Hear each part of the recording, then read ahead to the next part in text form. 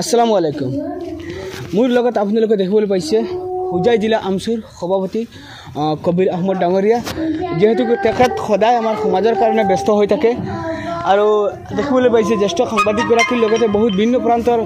লোকসকল আজি আহি ইয়াত উপস্থিত হৈছিল আমি দেখিবলৈ পাইছোঁ যেহেতু আজি প্ৰেছ দিৱস আছিল আৰু জ্যেষ্ঠ সাংবাদিক ND24ৰ মনজিত গগৈ ডাঙৰীয়া তেখেতো আহিছিল আৰু দাদা যেহেতু এই অনুষ্ঠানত আহি উপস্থিত হৈছে দাদাৰ পৰা মই কিছু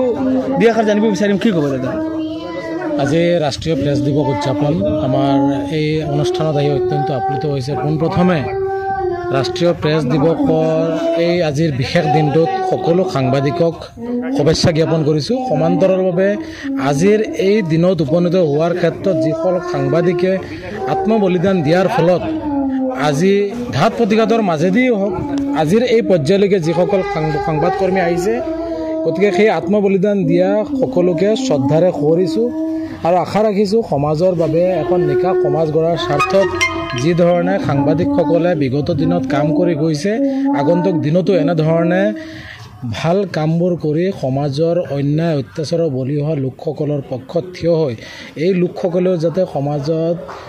গণতান্ত্ৰিক দেশখনৰ সংবিধানে দিয়া অধিকাৰ সাব্যস্ত কৰি যাতে জীয়াই থাকিব পাৰে আৰু আগুৱাই যাব পাৰে তাৰ প্ৰতি লক্ষ্য ৰাখি তেখেতসকলৰ দায়িত্ব আৰু কৰ্তব্য সুচাৰুৰূপে পালন কৰিব বুলি আমি আশা ৰাখিছোঁ তাৰে সমান্তৰালভাৱে যিসকল সাংবাদিক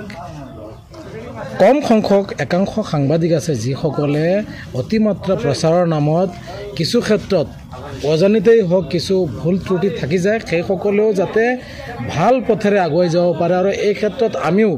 তেখেতসকলক শুদ্ধ পথেৰে আগুৱাই লৈ যোৱাৰ ক্ষেত্ৰত আমিও গঠনমূলক সমালোচনাই হওক বা আলোচনাৰ মাজেৰে সেইসকলকো আগুৱাই লৈ যাব লাগিব আৰু সাংবাদিকসকলেও তেখেতসকলক সতীৰ্থসকলক বেয়া দিশত যিসকল দুই এজন গৈছে সেইসকলক আগুৱাই লৈ যোৱাৰ ক্ষেত্ৰত তেখেতসকলেও তেখেতসকলৰ সাংবিধানিক নিয়ম নীতিৰ মাজেৰে আগুৱাই লৈ যায় কৰণীয় আছে এই কৰণীয়খিনি নিষ্ঠা আৰু সততাৰে পালন কৰি গৈছে আগন্তুক দিনতো কৰি যাব বুলি আমি আশা ৰাখিছোঁ পুনৰাই সকলো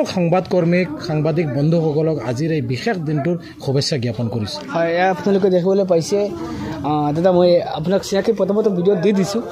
মই আপোনাৰ পৰা জানিব বিচাৰিম আজিৰ এই শুভ দিনৰ বিষয়ে আপুনি কি জনাব ৰাইজক